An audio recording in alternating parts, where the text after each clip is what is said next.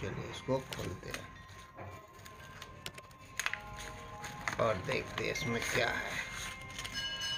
बहुत बेसिक सी चीज है, गो ग्रीन पे सिंपल सा है ये। और ये रहा हमारा और इंडसइंड बैंक का क्रेडिट कार्ड। तो इसमें कुछ ज़्यादा मेंशन नहीं किया हुआ है, बस मोटा मोटा लिखा हुआ है, कोई ख़ास नहीं है इसमें। ये गौर से देखोगे तो 30,000 की मेरे को लिमिट मिली हुई है और कैश लिमिट है 6,000 की। तो बस इतना ही सब कुछ है इसमें।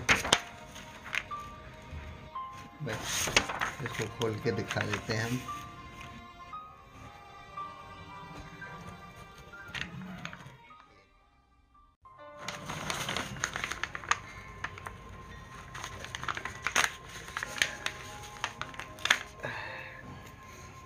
तो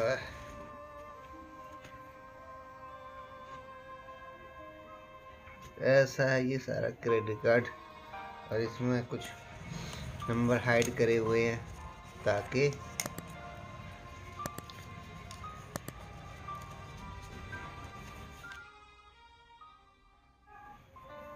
ये बड़ा बेसिक सा है। बिल्ड क्वालिटी इसकी ठीक है।